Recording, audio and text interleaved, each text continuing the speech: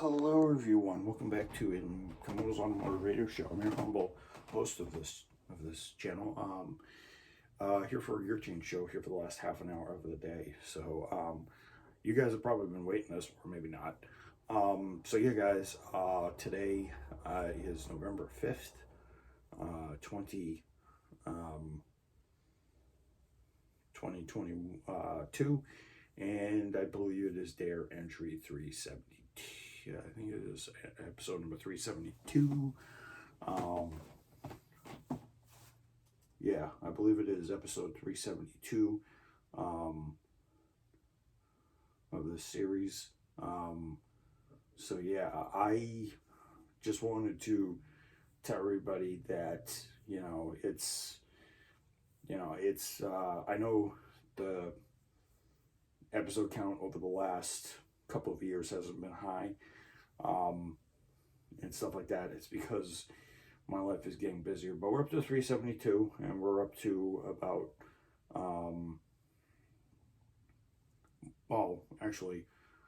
we're up to 352, and we're up to about, I think, episode like 72, I believe, for the year. That's kind of low, and we're now just entering the 11th month of the year. So we've been here for 11 months, but I've only shown 72 episodes this year, which is not a heck of a lot, but I'm going to rectify it this month and next month and the month after, so we can get into the hundreds and finish this year with over 100 and like maybe over 100 and plus episodes, maybe 100 or so episodes. So gear change showtime. I thought I'd talk about something that I was gonna hold off talking about, and one thing that I was gonna come up with. So for those of you who know, if you guys have been watching automotive news, automotive racing news, you guys will know that the GTP era is going to begin in IMSA sports car racing very soon, starting next year at Daytona in 2023. And so what's going to happen is we're going to have an open formula. Different cars are going to have different displacement engines, and different manufacturers are going to do many things. So I think Porsche has so the LMDH and the LMH crews all have their own design,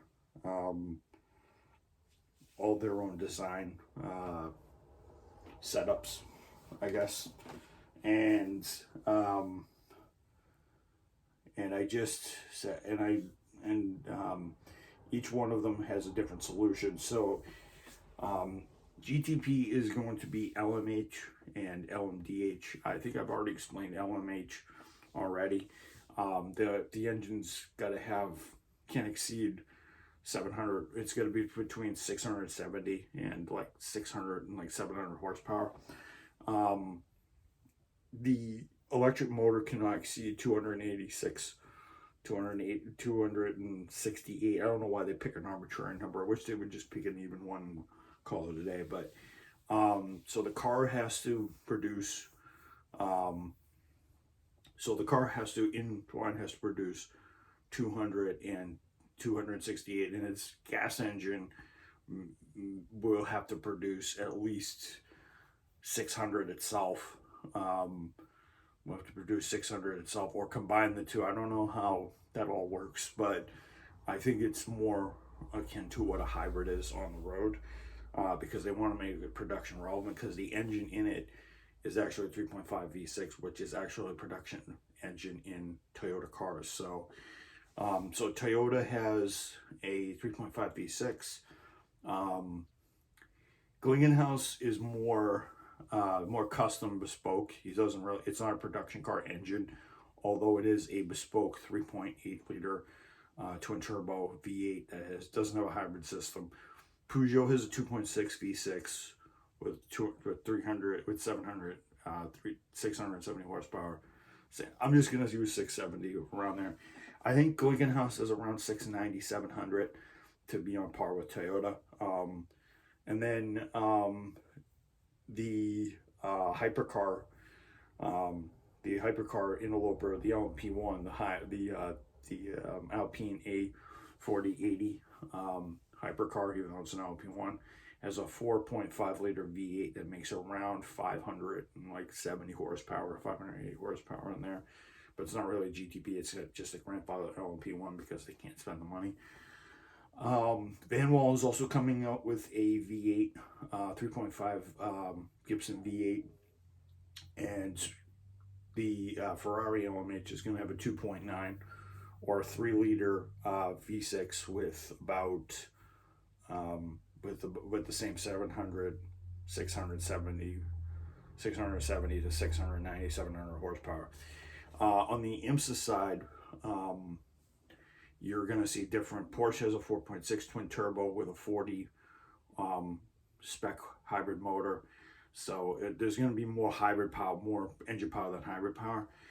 Cadillac has a 5.5 normally aspirated hybrid V8. The websites are saying twin turbo, but I think it's regularly normally aspirated. So I think it's a 5.5. Honda's got a 2.4, got 2.48, 2.4 V6 with about the same horsepower, and it has a hybrid system. I think it revs to 10,000 RPM. I think the Cadillac revs to about 8 or so, and I think the Porsche revs to about 7 or 8. I know the Toyota revs to about 7. Glickenhaus, I think, revs to about 9, 7 or 8. Peugeot, I think the same thing. I think only the Gibson revs out to like 9,000 RPM or something like that. Then there's BMW, who has a 4 liter twin turbo V8, and then there's a couple other ones that want to get in there, but I know those.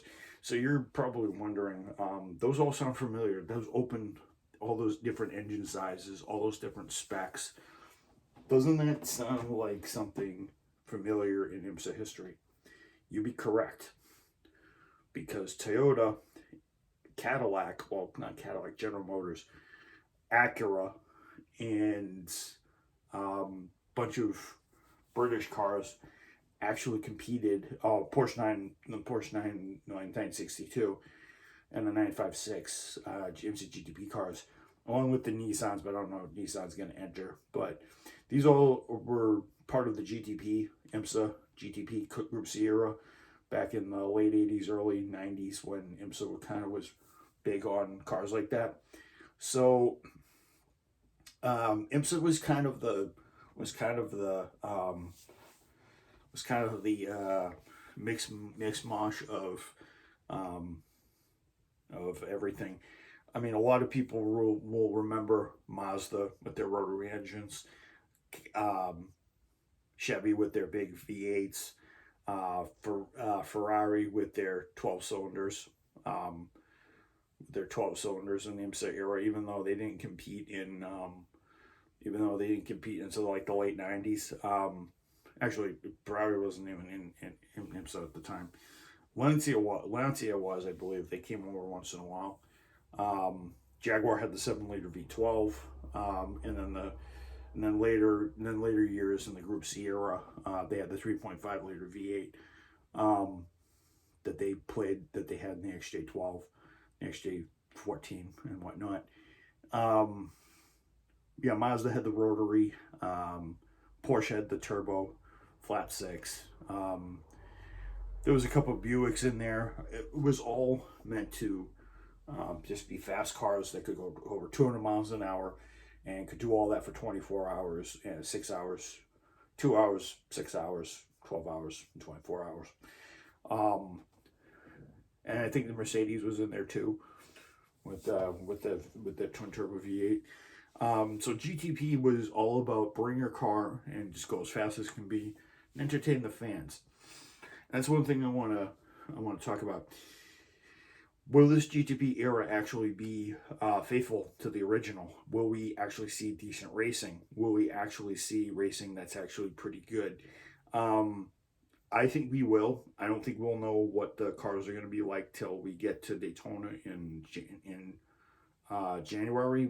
There is going to be a pre-Daytona test in December, but we're not going to know the results of that. There's going to be inklings. There's going to be little rumors of what goes on in that test, but we're not really going to see what really goes on.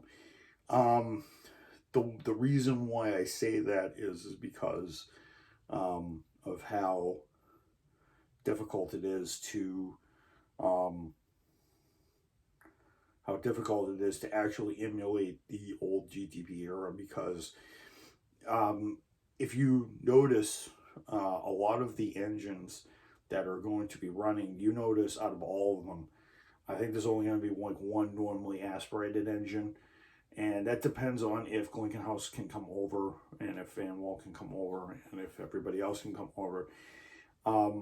But there were a lot of turbo cars, and I think that's what turned a lot of people to the series. So there were, and as I said, there were Buick turbos and stuff like that. Buick Group C cars that were GTPs. March did the 85G Buick and a bunch of those other ones.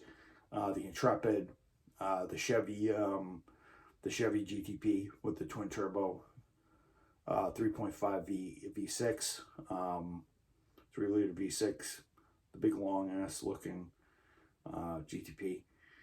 I just want to ask you guys, I mean, does it really seem like we're gonna see a shot of the old days, or are we gonna see just a repeat of new things, and are we gonna do this?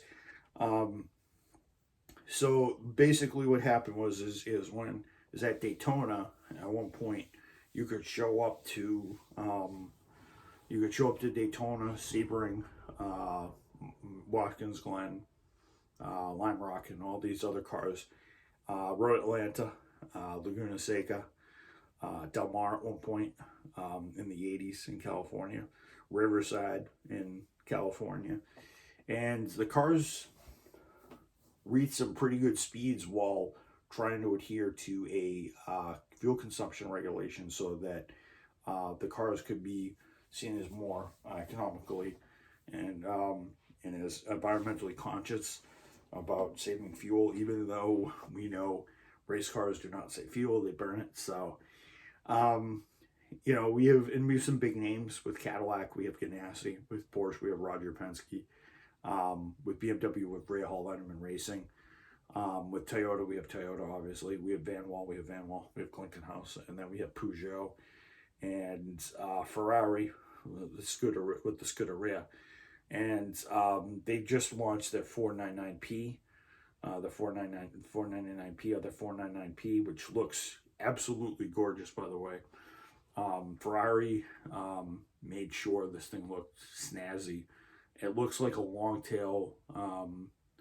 It reminds me of the long tail 512s that they actually do. The Coda Longas or Longas, whatever they call them back then. I don't think Porsche really do a long tail. They may, who knows. It depends on how long they keep this GTP era and how profitable it is. All I know is that they're going to be taking on Penske, Ganassi, and Acura are all going to be taking on teams at Le Mans and the World Endurance Championship, so that they can just show the rest of the world that a team other than either Alpine, Toyota, or Van Wall can actually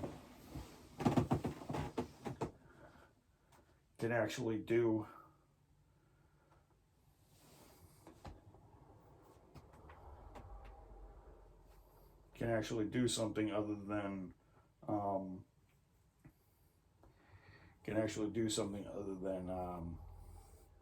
just be pretty cars and stuff like this. World Series for the 6th time in 6 seasons. Oh, Houston Astros are World Series champions. Sorry. Um,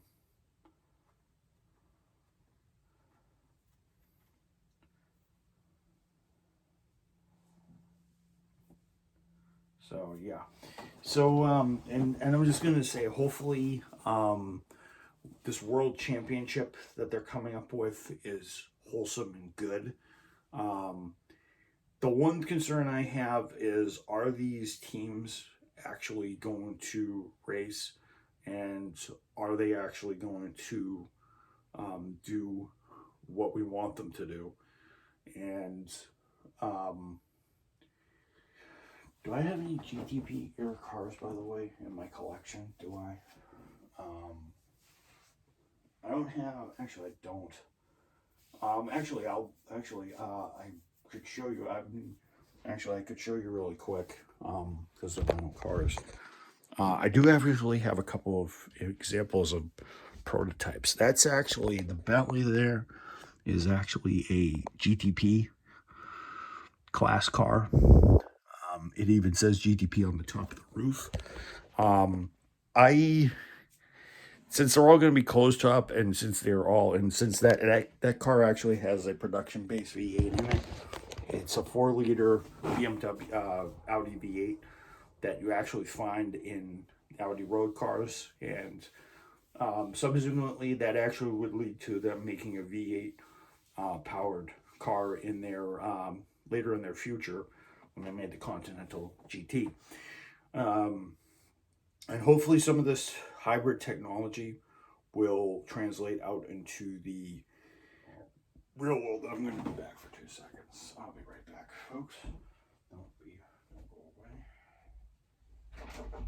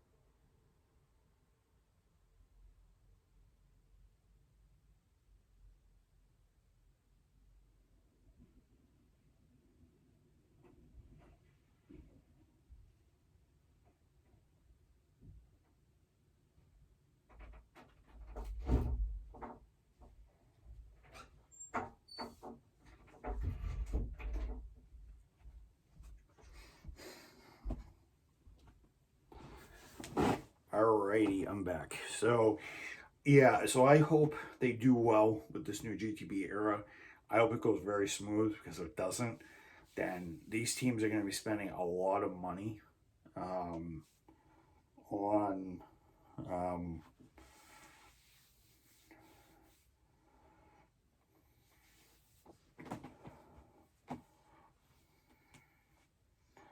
going to spend a lot of money on cars that they're not going to want to run. I'm looking forward to some of these teams actually going to actually take on Penske, and Penske and Peugeot and Ferrari could take it to Toyota. We won't really know to what all these manufacturers are going to be doing until the first year. Toyota's already had a 2-year head start, but I think Penske, Ferrari, and Peugeot are all going to be testing. They're all going to be putting miles on the cars, simulating tests and races and stuff like that, so that they can figure how they're going to run their strategy against Toyota in the World Endurance Championship. So I thought for the first like 19 minutes I'd do a gear change show, and then I would also do my review of the Missing Air Detective, um, the Detective Famicom Detective series. So I just actually finished the game. This is the second one that I actually had. I actually have two of the girl who stands behind ones, and I actually completed this game. So So I actually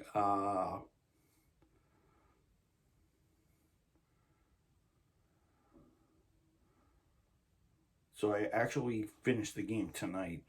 I just want to say the guys who made this game really did a good job. I think it's a fun game that deserves a lot of attention from from a lot of people, and I hope that. And I know these came out last year, and I bought these at the end of and I bought one of these at the end of last year. I just haven't had a chance to really finish it. This is actually the third visual novel. This is actually the third visual novel slash choice thing by Major. Sure thing that I've actually completed 4 visual novels: Harvest December, Tokyo School Life, which is just another visual novel, and then Suspense visual novel game. This is the 4th one I've completed, and I have to say, out of all 4, these are actually very, very. These are all very, very. All 4 of them are very, very good. It's sort of 4 of the greatest ones I think I've had, and I'm actually happy to have them on all my systems. So, yeah, so I'm actually very happy to have them on all my Nintendo systems. So, for those of you guys don't know, Harvest December, just give you as a brief premise. Harvest December is about some regular Joe and some sleepy town in Japan, and he meets this girl that he's in love with, that he's not supposed to be in love with. They want to have a kid, like 16, 17, like 17, 18 years old while they're still in high school. And Masaki, the guy who actually is portrayed in this visual novel, gets himself into a lot of trouble and a lot of hijinks. Tokyo School Life is basically a fan service dating simulator where you just basically are a out of towner, a transfer student, and you pick up the interest and you try to pick interest in these 3 girls, and you try to pick one. You try to pick one. You can actually do one in order. The girl who stands behind is a murder mystery that is doused behind a tragedy that happened in a school. And this one, The Missing Heir, is a tragedy of a very rich family, and it actually kind of tells the story of the protagonist a little bit and what his background is. So you play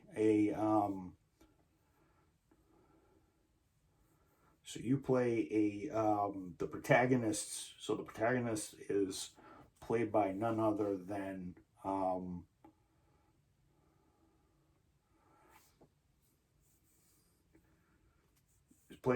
is played none other than you. If you have the girl who stands behind, your name transfers into the game. It's important for story-driven purposes, by the way. So if you want to play that game standalone and you want to not spoil a lot, so I'm not going to spoil a heck of a lot, but the game's been out for a year, so you guys can check out Let's Plays online. So you have to investigate a murder or a sudden murder of a head matriarch of and a leader of a corporation named Kikyo Shiro, and you subsequently have to figure out who killed her and what ended up happening to her.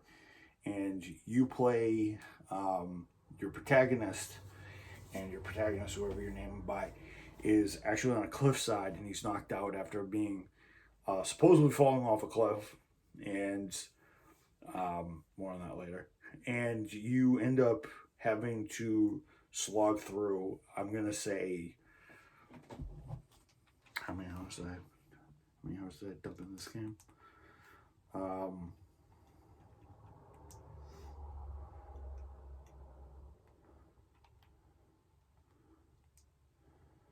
Yeah, so I can tell you guys, yeah. So in the 5 hours I spent playing this game.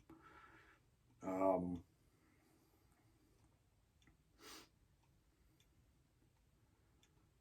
yeah. So I spent 10 hours in. Yeah. So in the 5 hours I played this game, the game doesn't take very long if you know what you're doing, and the game can take you. The game has 11 chapters. The game took me five or more hours. So I'm probably gonna say I probably dumped probably 6 7 hours. It's not gonna really do any milestones till 10. So I probably dumped 6 7 hours through the game. It probably took maybe 20 minutes, half an hour each, maybe 10 minutes, half an hour each for each one. And you actually, in the 5 hours that I spent in this game, I think the game takes place over a period of um, over a couple of days. I think I'm counting. You're actually at the residence for nearly.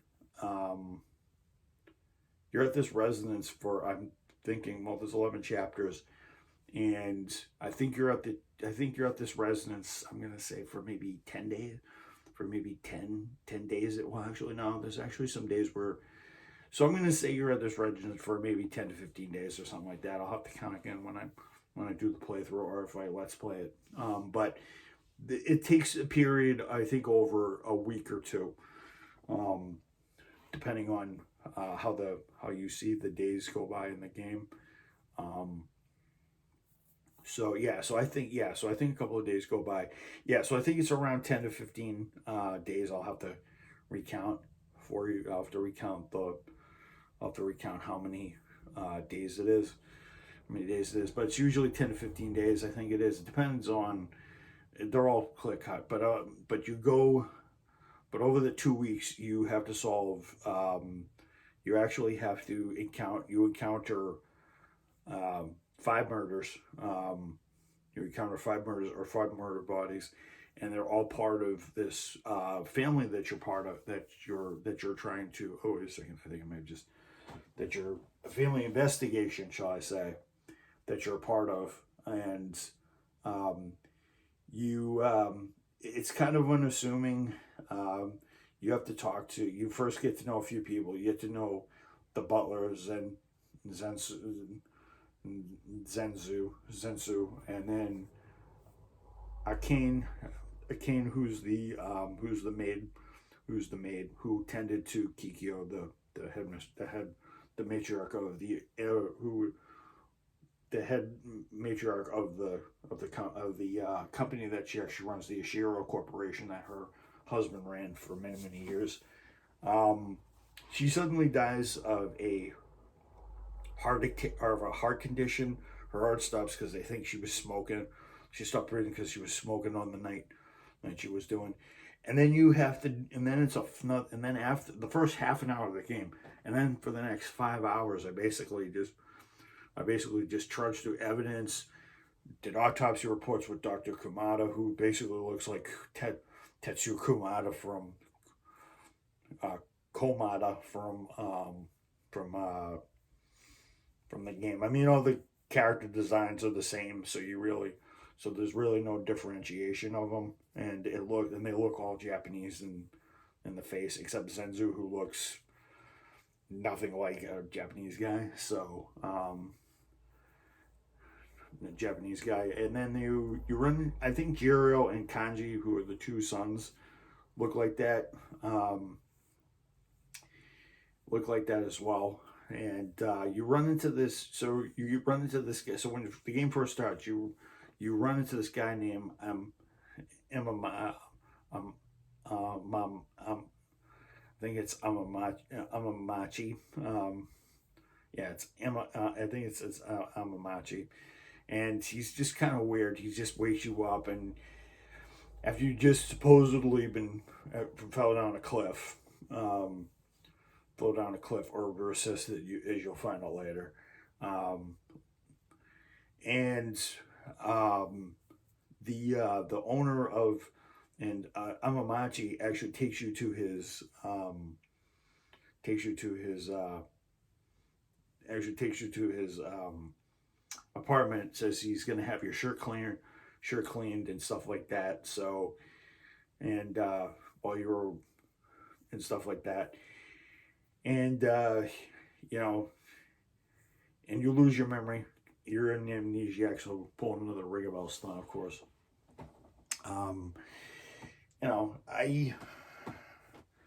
and then I was like, okay, so the next half hour, so the next 4.5, 5, so the next 4.5, maybe 6 hours of the game, you basically slog through, as I say, you slog through 5 murders, and you have to question a bunch of people, and you have to find artifacts. You actually, it's actually funny that you actually start to figure it out, that you, and then you start to figure, and then as things go on, you go away to a village that seems familiar to you in the game, to your protagonist, and you question a bunch of people about this girl named Yuri that's supposed to be the successor, and I guess you're supposed to figure out how.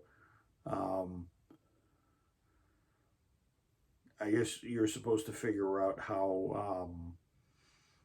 I guess you're supposed to figure out how. I guess Yuri's life ended. She had a son. The son was passed off to an orphanage and stuff like that. And then you start to and then while I was kind of picking through the evidence and kind of figuring out the protagonist story from the previous game, you start to picture it all together, and you start to figure out just who the protagonist is and who it is. And then you start to figure out there's a bunch of evidence that you are starting to see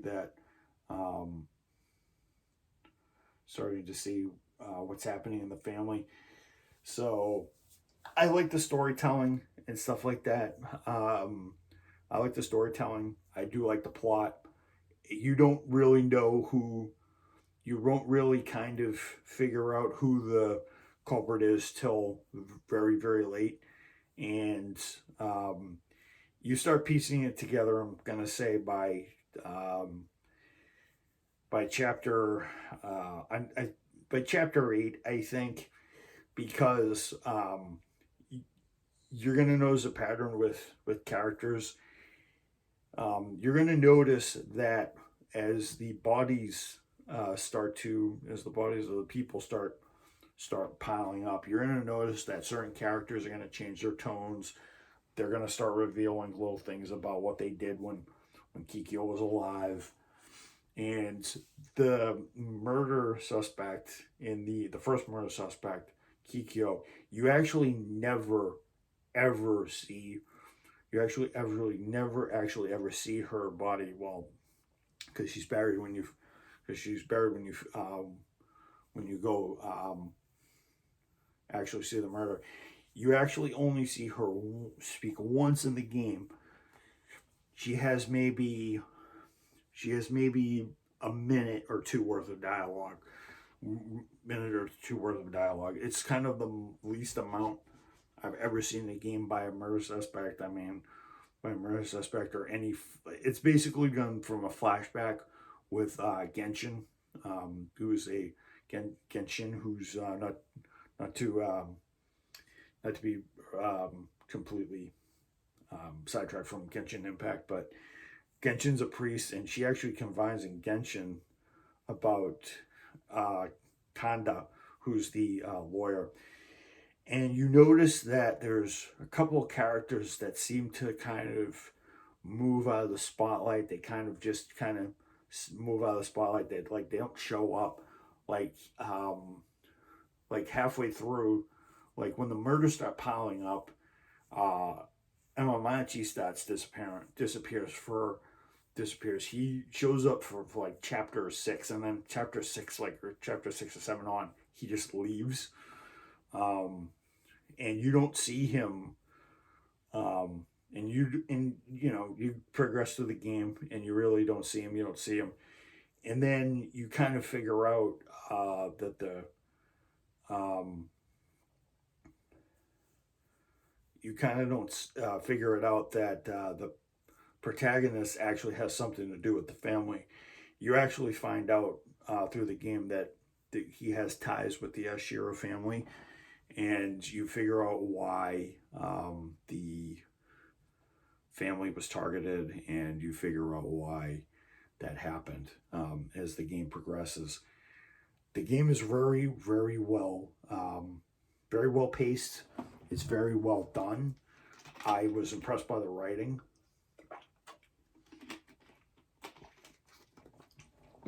If you guys want to watch a game video or movie video of this one, I could record it, but it would take a long time. It would take some editing. There's people out there that actually have it on the internet that actually have rights to post it and stuff like that. I might do a let's play of it. I have to finish Missing Air first, so Missing Air first, actually. Not Missing Air, but I have to finish let's playing The Girl Who Stands Behind. But yeah, the game is very well written. I like it. I think it's an amazing story, and I hope you guys enjoy it. If you guys want to pick it up on the Nintendo website, it's $34, and it's about $68 for both of them. If you pick up one, you can get $10 off the next one, so you only have to pay $24. If you pick up the other one, you can pay $24 for the next one. So technically, you're only paying like $24.99, and you're paying $34. So you're basically paying $58. So you're basically paying $58. So you're paying $60 for 2 games, which is great. So it's like 68 with tax. So it's like 68 with tax. So it's like 61 with tax. So basically, you're paying for 2 games, and that's great because they're both mini novels, and they only take about 10-15. They only take between 7 to 10 hours to complete. So you don't want to really waste your money on half a game anyway, because you don't want to waste your money on 2 games that actually make a whole. Like, you have to play the first one to kind of get the you kind of have to play Missing Air first to kind of get the second one. And figure it out, because the first one, the Girl Who Stands Behind, you have to play first to get it, and then the story makes sense. That's the way how I want to do it. So I definitely say check it out, and definitely check out the new GTP era cars when the era surfaces. So yeah, I'll see you guys later. I hope you guys enjoyed my presentation of the GTP era, and I will catch you guys tomorrow for another radio show. Maybe I'll do one early. I'll see you guys later. Mike Mo, signing out for the night.